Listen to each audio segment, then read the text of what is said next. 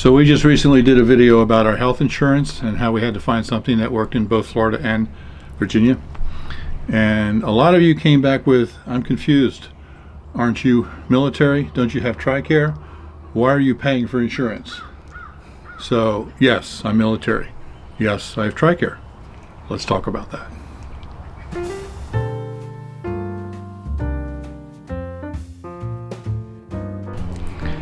Hey everybody, I'm Bill. And I'm Elizabeth. Live simple. Live free. And we are here on the front porch, loving it. Yep, so I'm painting inside. I got one room left to go, and so we're out here taking a break. It's a beautiful, beautiful day. We're just enjoying the front porch. Can you hear those birds? Oh. You know what, I just wanted to mention real quick, I have really loved these EARLUX hearing aids. I love hearing the birds. So I just wanted to, mention again that I've been very impressed working with them, and that we are kind of working with them. If someone buys some, we do make a little bit on it. It doesn't raise the cost for anybody, but there is information in the description below, and there is a playlist that's all about it. And that's all I'm going to say. I just wanted to mention that I'm sure enjoying hearing the birds. Yeah, and her EARLUX hearing aids are really working well for her. Yes, so they are. Information below. Yeah. So, okay. All right, so the insurance. A lot of people are saying, why are you paying for insurance when you have Tricare? Well, first of all, when I retired, I'm actually, how do I say this? I have 13 years in the active duty Army and then 11 years in the National Guard. So I say that I am retired from the Army, but technically I'm retired from the National Guard, which means that I didn't get some of the benefits until age 60. Yeah. So I got Tricare Select at age 60, which was insurance for me that I could just use just like regular insurance, and I could go anywhere and use it. And I was already on Medicare.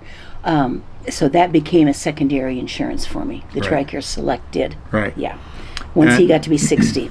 Yeah. And, at age 60, then I started getting my military retirement pay, which is not a whole lot when you retire from the National Guard. But we're grateful for every little bit. Absolutely, yeah. But then, when you hit 65... And you're eligible for Medicare. And you're eligible for Medicare, then Tricare can no longer be your primary insurance. Tricare will not pay if you're eligible for Medicare. So basically, Tricare requires you to go on to Medicare, and then Tricare becomes your secondary insurance. Right. They absolutely want you to be continuing to make your payments for Part B, make sure that you're covered. They won't cover you on anything if you're not officially paying for Part B on Medicare, and then they'll come in as a secondary. Right. So with that said, then, when we went on to Medicare, we decided to go with Aetna, and then when we moved to Florida, we changed to Humana. Now, neither one of those have any kind of a premium. Yeah, we don't pay for that insurance. Yeah, people are saying, why are you buying insurance when you have Tricare? We're not paying anything for the insurance. No, it has no premium, and there's no deductibles. In other words, you don't have to pay a bunch, and then we finally can start getting the coverage. Like you have a deductible on a car thing. No, there's no deductibles on it. Right. So, because I went on disability, I've been on Medicare insurance now for 8 years, and this type of insurance has worked beautifully for all these years. So now that he's on Medicare, we had to get him set up. Yeah, I only switched over a few months ago. Yeah. Now that I'm, old. Yeah. Well, and we ended up doing the Humana program, the Humana one, so that we can get medical coverage here in Florida and up in Virginia. Yeah.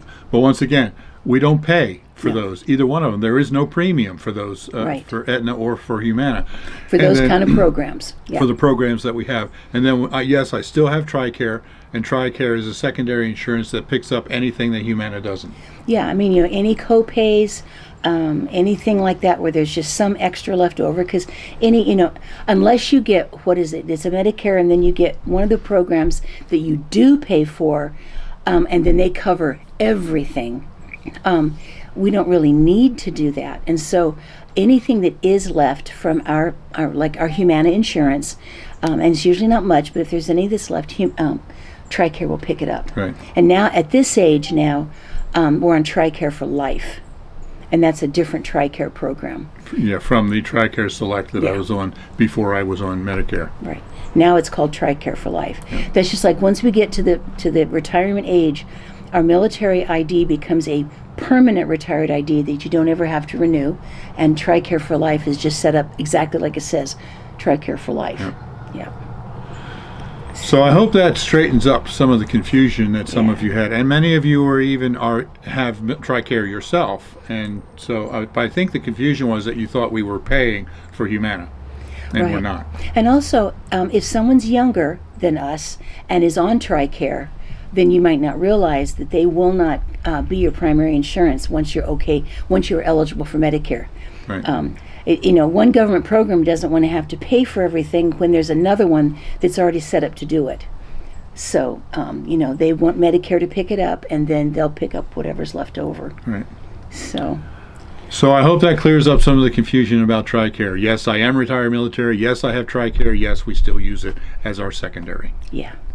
And we're not paying for any insurance premiums at all.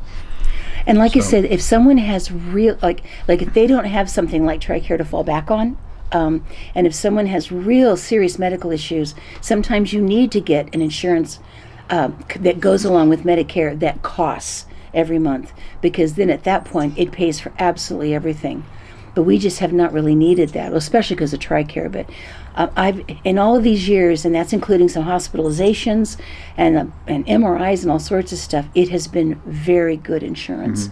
And like I said, we don't have to pay a premium. We don't have deductibles. It's a good, thorough insurance, and we're grateful for that.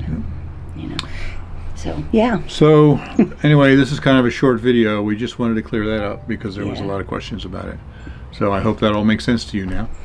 And we're getting some stuff together to share with things that are going on in the house. Yeah, there's always things going on in the house. Right. So we're getting some stuff together. It's just not quite there yet, because we have to. Bill has to actually do the work, to be able to film it. So he's been in there, hanging in there, trying to be careful with his knee.